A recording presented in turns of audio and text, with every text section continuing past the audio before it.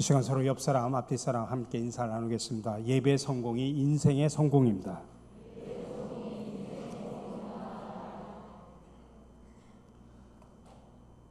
어느 교회 목사님이 예배 시간에 설교를 하는데 앞자리에 앉아 계신 어르신이 매번 조시는 겁니다. 어떤 때 보면 아예 자세를 취하고 주무십니다. 하도 눈에 거슬려서 어떻게 할까 하다가 아이디어가 하나 생각이 났습니다. 가만히 보니까 그 어르신 옆에 항상 손주가 앉아 있었습니다. 그래서 그 꼬마아이를 목사님이 살짝 불러가지고 이야기를 합니다. 내가 한 주일에 너한테 꼭 1,000원씩 줄 테니까 설교 시간에 할아버지가 주무시면 확 꼬집어가지고 깨워달라고 부탁을 합니다. 그러자 그 다음 주부터 할아버지가 꾸벅꾸벅 졸기 시작하면 꼬집어가지고 손주가 깨웁니다. 그래서 목사님은 매주 1,000원씩 줍니다. 몇 주 동안 참 재미를 봤습니다. 근데 어느 주일날 보니까 할아버지가 주무시는데도 꼬마가 깨우질 않습니다. 그래서 불러다가 물어봤습니다. 왜 깨우지 않았냐? 그러자 꼬마가 하는 말이 걸작입니다. 할아버지가 깨우지 않으면 2,000원씩 준다 했어요. 그래서 이제 제 마음을 바꿨습니다. 설교와 예배 시간에 나타나는 성도들의 반응이 다양합니다. 첫째는 설교 시간에 멀거니 강단을 응시하면서 눈은 설교하는 목사님을 바라보고 있지만 생각은 출장 중인 출장파 사람들도 있습니다. 두 번째, 예배 시간, 설교 시간에 집중하지 않고 주보에다가 밑줄 긋면서 교정까지 보는 아주 꼼꼼파가 있습니다. 이분들은 아마 주보에 오자가 생기면 어찌 그리도 잘 찾는지, 아마 이분들은 아마 주보 교정위원회 가서 봉사하면 참 잘할 것입니다. 세 번째는 졸면서 꾸벅꾸벅하는 아멘파, 말씀과 상관없이 늘 고개를 끄덕입니다. 목사님은 가끔 착각합니다. 내 말에 은혜를 받는구나. 네 번째는 수시로 시계를 들여다보는 안절부절파도 있습니다. 또 다섯 번째는 그 예배 시간에 휴대폰만 만지작거리는 스마트폰파도 있습니다. 또 어떤 분은 여섯 번째로 예배 후에 있을 회의라든지 이런 회의에 어떻게 해야 될까 걱정하면서 하는 회의 염려파도 있습니다. 또 어떤 사람은 설교 시간에는 말씀은 듣지 않고 그 시간에 앉아서 성경을 읽습니다. 그런 독서파도 있습니다. 또 여덟 번째는 예배는 별로 신경을 안 쓰고 혹시 오늘 누가 왔나 안 왔나 두리번거리면서 체크하는 경비파도 있습니다. 여러분, 오늘 여러분들은 어떠한 모습을 가지고 예배를 드리십니까? 오늘 우리가 예배를 드리기 위해서 교회를 찾아와 이 예배 자리를 지킨다고 해서 여러분 결코 예배를 드리는 것은 아닙니다. 그 자리가 분명 예배 자리이긴 하지만 그렇다고 해서 그 예배가 하나님이 기뻐하시는 예배, 하나님께서 받으시는 예배는 아닐 수도 있다는 것입니다. 자, 그렇다면 하나님께서 기뻐 받으시는 예배는 무엇일까요? 오늘 본문을 통해서 함께 나누면서 은혜를 나누려고 합니다. 첫 번째로 인간 중심이 아닌 하나님 중심의 예배를 하나님은 기뻐 받으십니다. 오늘 4절에 보니까 너희 하나님 여호와께는 너희가 그처럼 행하지 말고, 이 말씀 속에서 그처럼이라고 할 때 그는 누구를 가리키냐면 가나안 사람들, 이스라엘 백성들이 가나안 땅에 정착하기 위해서 쫓아내야 될 가나안 지역에 살고 있는 이방 민족들을 말합니다. 그래서 새 번역에서 이렇게 번역을 합니다. 당신들의 하나님을 섬길 때에 이방 민족들이 그들의 신들을 섬기는 방식으로 섬겨서는 안 됩니다. 그럼 그들처럼 행하지 말라고 하는 그 말의 뜻이 뭘까요? 그들이 무슨 일을 했기에 그들처럼 행하지 말라고 했을까요? 오늘 2절, 3절에 보면 가나안 족속들, 이방 민족들이 어떤 삶을 살았는지를 구체적으로 표현합니다.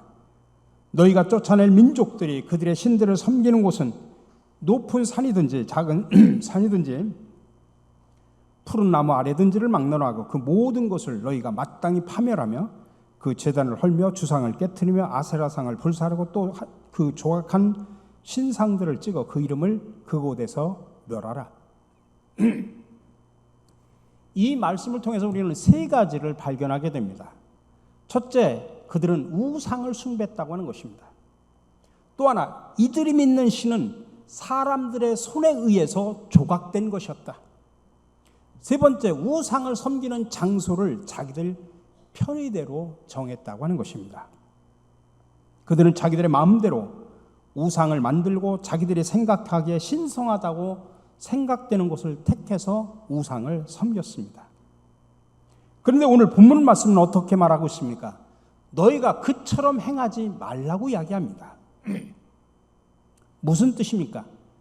가나안 이방 민족들이 우상을 섬기는 그런 방식을 가지고 하나님을 섬기지 말라는 이야기입니다. 자, 그러면 여러분, 우상 숭배라고 하는 게 뭘까요? 기본적으로는 하나님이 아닌 다른 신을 섬기는 것을 우리가 우상 숭배라고 말합니다. 근데 거기서만 머물러서는 안 됩니다. 진짜 우상 숭배가 뭐냐? 하나님 중심이 아닌 내가 중심이 되고 인간이 중심이 되는 것도 우상 숭배입니다. 우리가 불교를 믿는 것도 우상 숭배고, 신상을 만들어 놓고 절하는 것도 우상 숭배고, 연말 연시에 새해 정말 운세를 점치러 다니는 것도 우상 숭배고, 구슬하는 것도 우상 숭배지만 그것만 우상 숭배라고 해서는 안 된다는 이야기입니다. 하나님을 믿어도 자기가 중심이 되면 그도 우상 숭배자입니다. 자기 중심적인 생각과 사고의 틀을 가지고 교회에 나와서 예배를 드린다고 하면 그 사람 역시도 우상 숭배자입니다. 성경에 보면 아주 구체적인 예들이 나옵니다. 나답과 아비후, 사울왕, 또 우사는 자신의 방식대로 잘못된 예배를 드린 대표적인 사람들입니다. 나답과 아비후는 어릴 때부터 제사장이 되기를 꿈꾸면서 준비하고 훈련을 했습니다. 그리고 마침내 제사장이 되었습니다. 출애굽기 30장을 보면 제사장으로서 처음 예배를 드릴 때 다른 불을 담아다가 분향을 드렸다라고 표현합니다. 다른 불이 뭘까? 그것이 그렇게 중요한 게 아니라 중요한 것은 말씀보다 자기 생각을 가지고 자기가 마음대로 하나님 앞에 예배를 드렸다는 이야기입니다. 그러자 하나님 그 두 사람을 그 자리에서 즉시 죽여버리십니다. 사울왕도 마찬가지입니다. 자기가 왕이지만 제사장은 아닙니다. 근데 자기가 제사장의 역을 뺏어다가 자기 마음대로 예배를 드렸어요. 그 결과 그와 그의 후손들은 왕위를 잃어버렸습니다. 우사의 경우가 대표적입니다. 또 우사는 고핫 자손으로 언약궤를 옮기는 사명을 맡고 있는 사람입니다. 근데 이 언약궤를 옮길 때는 중요한 원칙이 한 가지 있습니다. 그 언약궤다가 절대로 손을 대서는 안 됩니다. 그렇기 때문에 언약궤는 고리에 채를 끼워가지고 운반을 했습니다. 근데 우사는 자기 나름대로 열정을 가지고 새 수레를 만들어가지고 그 수레에다가 언약궤를 옮겨서 언약궤를 옮긴 거죠. 나름대로 정성을 쏟은 겁니다. 그러나 하나님이 명하신 대로 수행하지 않았을 뿐만 아니라 그 언약궤가 수레에서 떨어지려고 하자 손을 대서 안 되는 그 수레에다가 손을 대고 말았습니다. 하나님은 그 자리에서 우사를 죽도록 하셨습니다. 여러분, 내가 아무리 선한 의도를 가지고 있다고 할지라도 내 방식대로, 인간의 방식대로 드리는 예배는 결코 하나님께서 받지 않으신다고 하는 것입니다. 여러분, 우리 가끔 그런 걸 봅니다. 불신자를 위한 예배. 여러분들, 불신자를 위해서, 그걸 이제 미국에서는 구도자의 예배라고 표현하는데, 그냥 구도자들을, 다시 말해 믿지 않는 사람들을 복음으로 전도하기 위해서 그들을 끌어서 예배를 드린다라고 하는 뜻이겠죠. 의도는 좋은 얘기입니다. 근데 그거를 예배라는 말은 빼셔야 됩니다. 예배는 사람이 초점이 아니에요. 하나님이 초점이에요. 그 불신자들을, 구도자들을 데려다가 교회가 여러 가지 행사를 통해서 복음을 만나는 접촉점을 만드는 건 좋은 거예요. 그러나 불신자를 위한 예배라고 하는 말을 쓸 때는 그거는 문제가 크다는 이야기예요. 여러분, 예배 중심은 나나 인간이 아니라 하나님입니다. 예배는 하나님을 위한 것이지 인간을 위한 것이 결코 아니라는 것입니다. 이사야 43장 21절에서 이사야는 분명히 말합니다. 이 백성은 내가 나를 위하여 지었나니 나를 찬송하게 하려 함이라. 누구를 위해서 졌습니까? 하나님을 위해서 졌습니다. 무엇 때문에요? 찬송을 부르게 하기 위하여. 다시 말하면 예배를 드리게 하기 위해서입니다. 내 오늘날 갈수록 나 중심, 인간 중심의 예배가 얼마나 많아지는지 모릅니다. 어떤 사람이 박사학위를 받았어요. 박사 취득 감사 예배. 예배라는 말은 거창하게 붙였지만은 결국 그 예배를 통해서 뭘 얘기하려고 그래요? 내가 박사를 취득했다라는 걸 드러내고 싶은 거예요. 인간의 명예를 드러내기 위한 그런 것에다가 예배라는 말을 붙여서는 안 됩니다. 하나님 중심이 아닌 인간 중심의 예배입니다. 우리가 역사적으로 보면 중세 교회가 많이 타락됐죠. 아마 오늘날 우리 한국의 교회만큼이나 타락한 게 중세 교회입니다. 특별히 중세 교회가 죽은 성자들에 대한 지나친 관심 때문에 이 죽은 성자들을 숭배하는 그런 예배를 드렸습니다. 그런 오류를 범했습니다. 그런 것처럼 오늘날 한국 교회는 살아있는 신자들의 성공 스토리에 매몰돼 가지고 설교에서 하나님 말씀 대신에 인간의 성공담을 전달하는 예배의 오류를 전하고 있습니다. 또 교회를 부흥시킬 수 있는 능력 있는 목사를 최고로 평가하는 많은 성도들, 또 하나님의 복과 세상의 성공을 정비례하는 것으로 이야기하는 또 수많은 목사들, 이렇게 오늘날 한국 기독교가 추구하는 성공의 신학은 중세 교회가 추구했던 영광의 신학하고 크게 다를 바가 없습니다. 또한 영적인 통증이 없이 자신의 상처를 쉽게 치유받고 싶어하고, 또 설교를 들어도 듣기 좋고 편한 설교만 골라서 듣고 싶어하는 교인들, 예언자적인 목소리를 하면 목사님 그런 설교는 듣고 싶지 않습니다. 나에게 은혜가 되고 치유가 되고 회복이 되고 복을 주는 설교만 해 주십시오. 그래서 어느 목사님은 말하기를, 오늘날 많은 교인들은 성경에 사로잡힌 말씀의 종보다는 자신들을 위해 춤을 출 수 있는 유능한 광대를 원한다고 표현하고 있습니다. 그래서 설교를 하나님의 말씀이 아닌 사람의 말로 간주하는 것에서부터 설교의 권위는 무너졌고 말씀의 권위도 무너졌다라고 한탄을 하고 있습니다.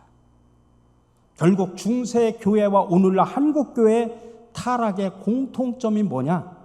하나님을 대신하는 인간이라고 말을 할 수 있습니다.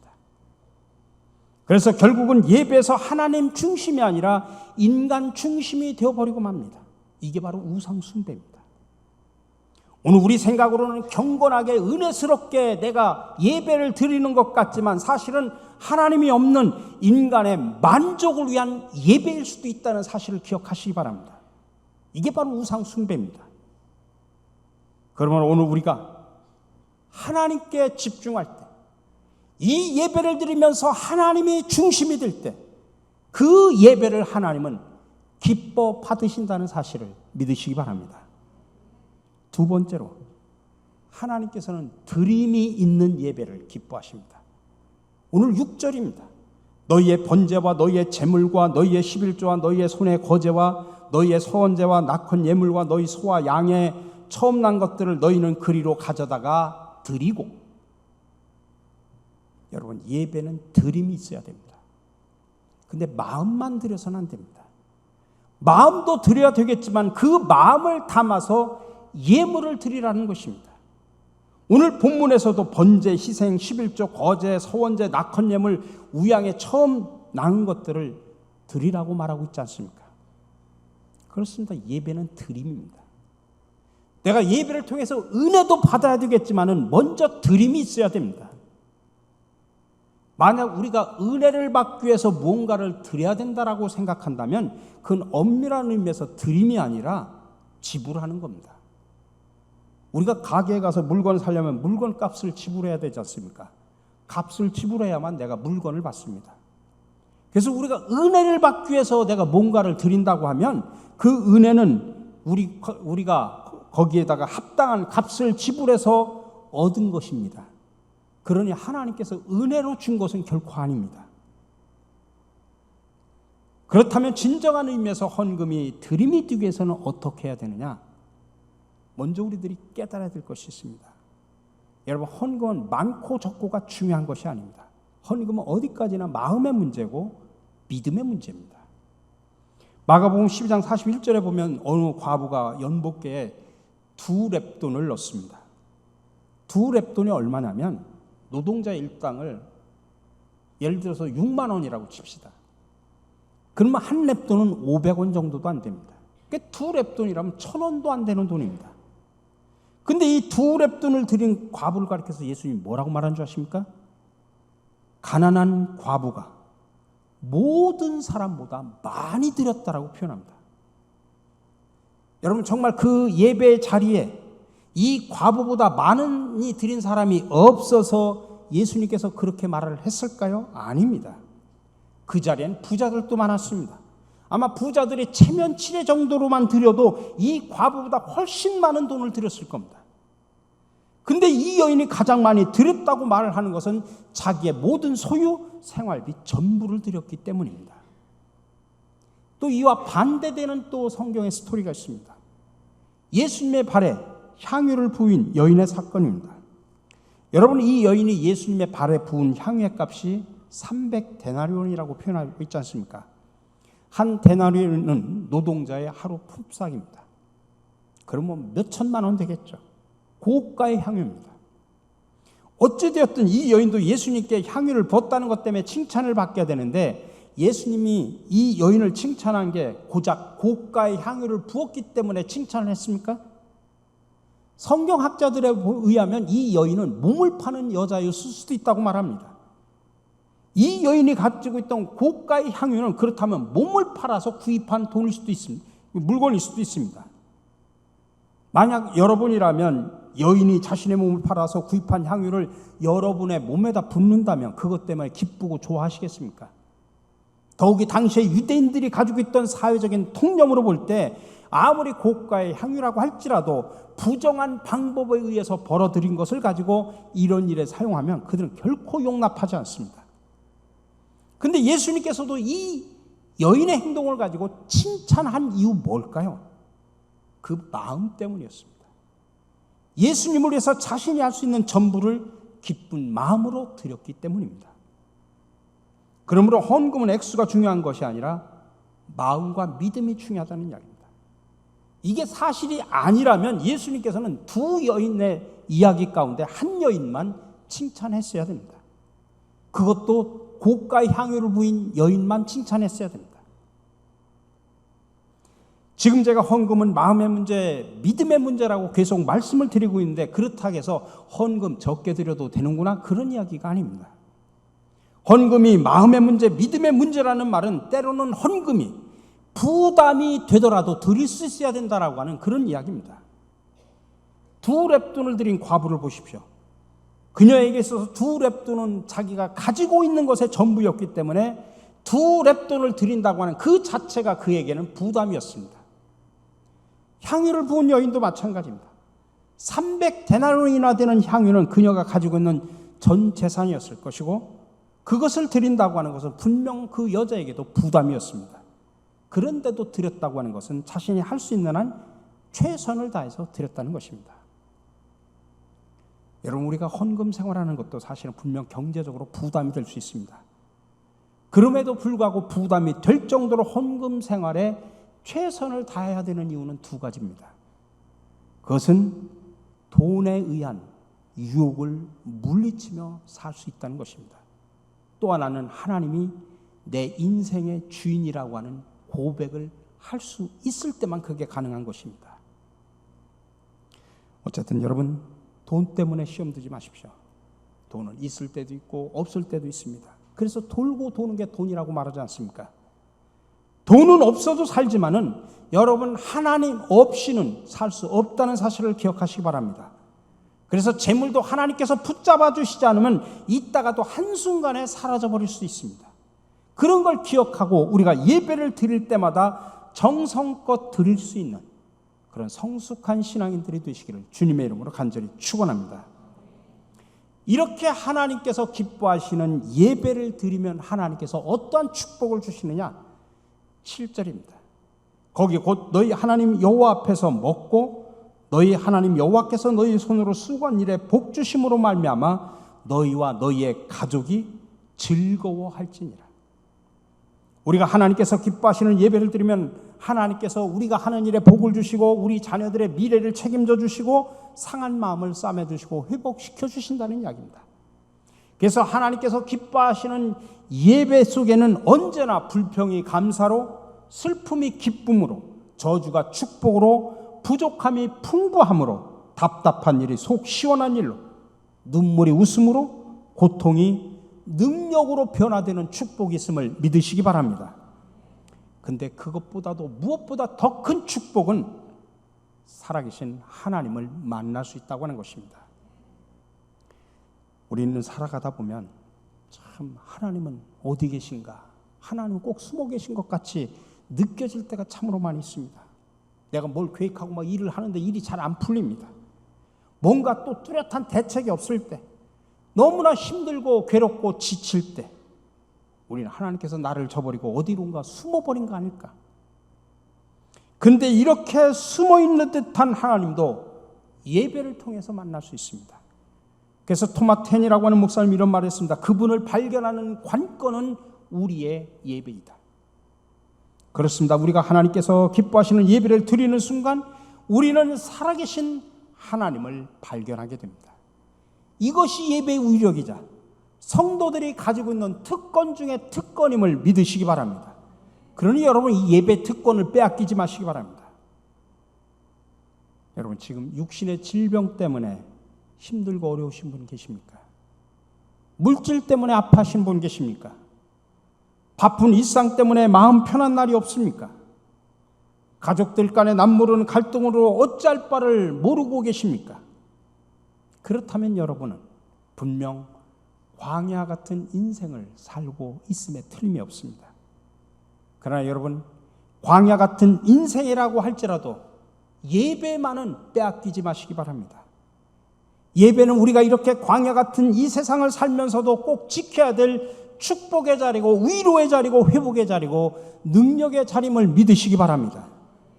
그러므로 하나님께서 기뻐하시는 예배를 통해서 삶의 즐거움을, 기쁨을, 능력을, 위로를 회복하는 여러분들이 되시기를 바랍니다.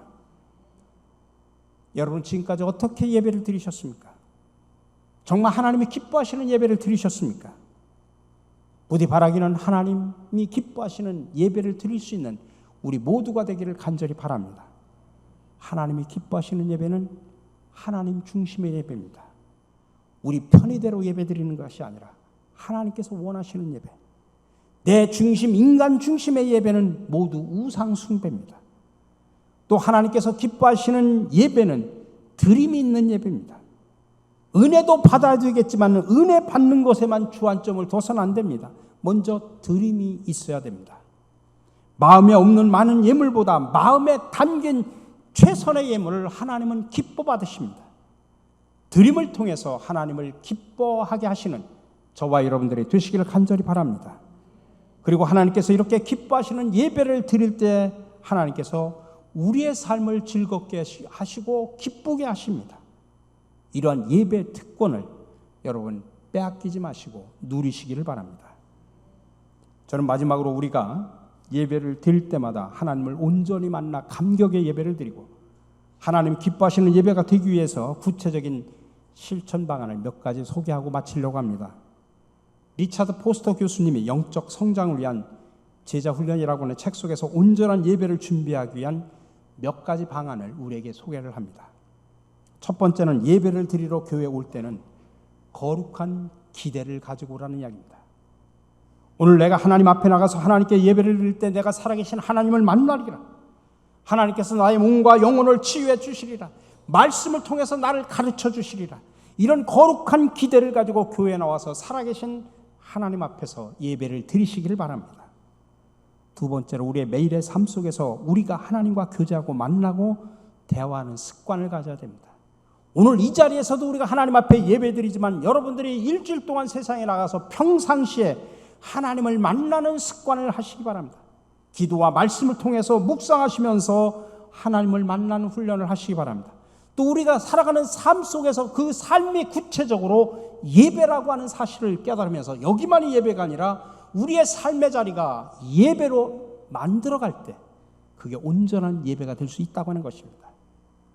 세 번째로는 주일에 적어도 10분 이상 일찍 오셔서 예배 와서 묵상하는 가운데 예배를 준비하십시오. 우리 교회에서는 한 15분 정도, 20분 정도부터 찬양으로 먼저 하나님 앞에 영광을 돌립니다. 참 신기하죠?